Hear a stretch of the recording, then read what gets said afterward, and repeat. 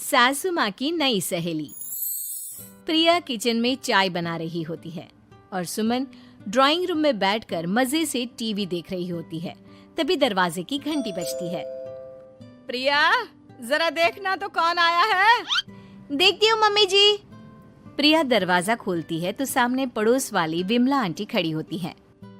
नमस्ते आंटी जी, कैसी हैं आप? मैं तो बिल्कुल ठीक हूँ बेटा, पर तेरी सास को क्या हुआ है? आजकल कहीं दिखती ही नहीं है। जब देखो तब टीवी के आगे जमी रहती है। अंदर तो आइए आंटी। अरे ओ दीपक की अम्मा, कहाँ हो?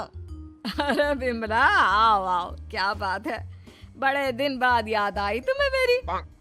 मैं तो हमेशा ही तुम्हें याद करती हूँ, पर तुम ही गायब रहती हो और आजकल तो बाहर भी नहीं आती जाती। तबीयत तो ठीक है ना तुम्हारी? अरे तबीयत को क्या होना है, इस उम्र में तो कुछ ना कुछ लगा ही रहता है।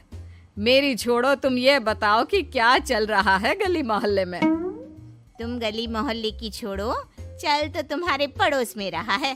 तुम्हारी नई सहेली आई है। मेरी कौन सी नई सहेली?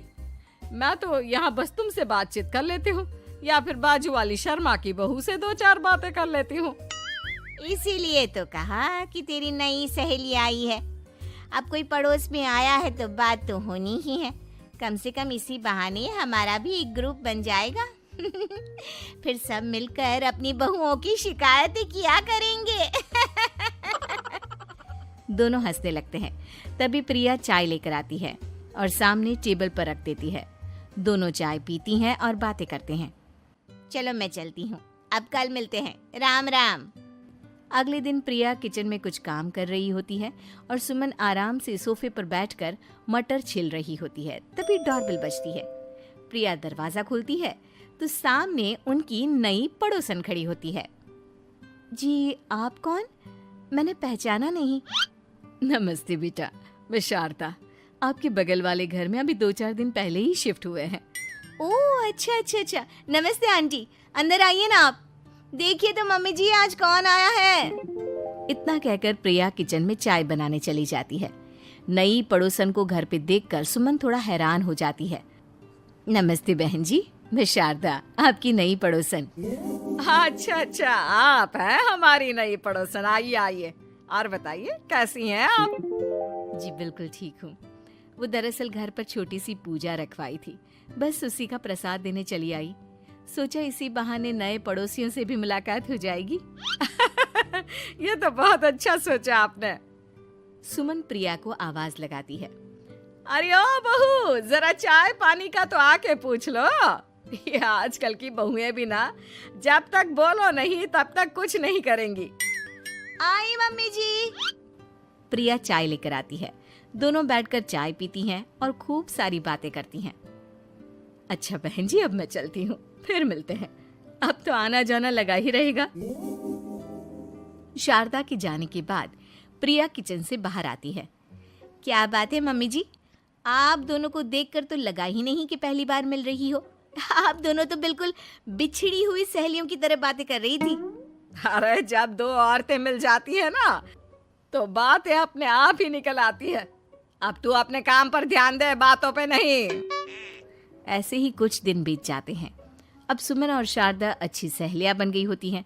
दोनों एक साथ मंदिर जाती, मार्केट जाती और कभी कभी तो विमला भी इनके साथ मिलकर खूब हंसी ठिठोली करती। एक शाम तीनों बैठकर सुमन के घर पर चाय पी रही होती हैं कि तभी बहुत तेज बारिश शुरू हो जाती है। सुमन जोर से प्रिया को आवाज लगाती है।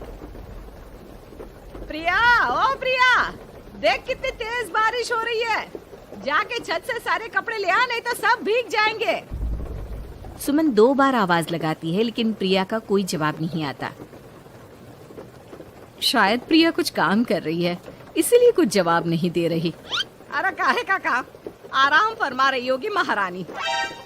तभी प्रिया बीमार हालत में अपने कमरे से बाहर निकलती है। हाँ मम्मी जी, क्या हुआ?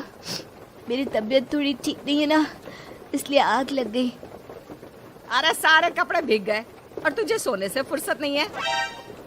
सबके सामने सुमन के मुंह से ऐसी बातें सुनकर प्रिया उदास हो जाती है और छत से कपड़े उतारने चली जाती है।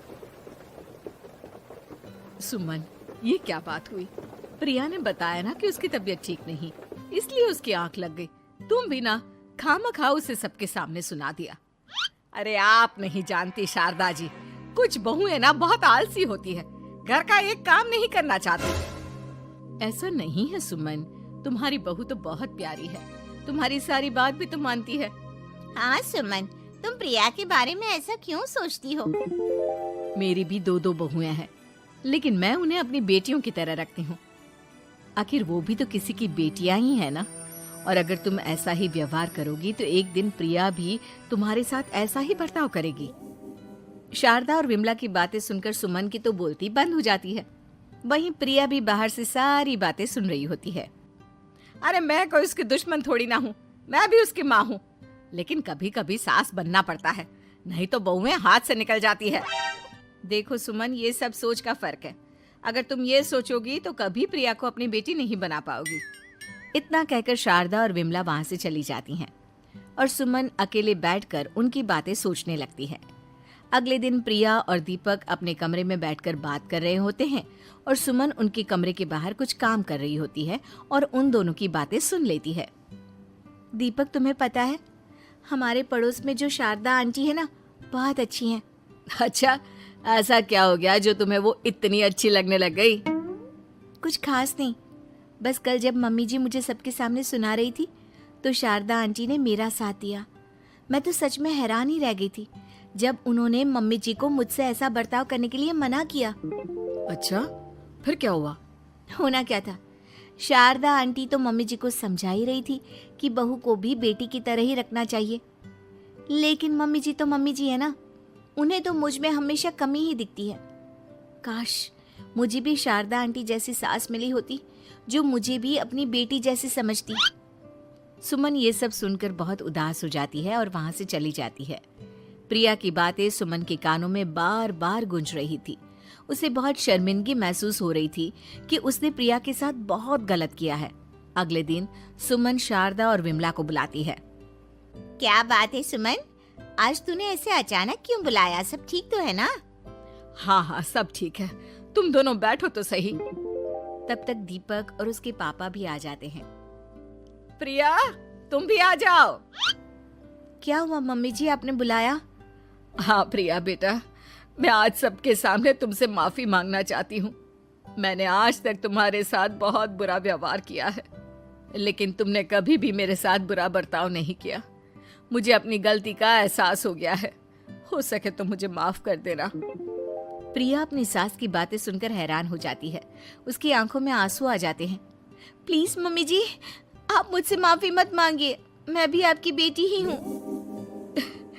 वैसे एक थैंक यू तो मेरी नई सहेली को भी बनता है, जिसकी वजह से मुझे मेरी गलती का एहसास हुआ। शारदा बहन, आपका बहुत बहुत शुक्रिया जो आपने मेरी आंखें खोल दी। अरे क्या सुमन, तुम भी ना। तो फिर इसी बात पर चाय और पकोड़े हो जाए? हाँ, क्यों नहीं।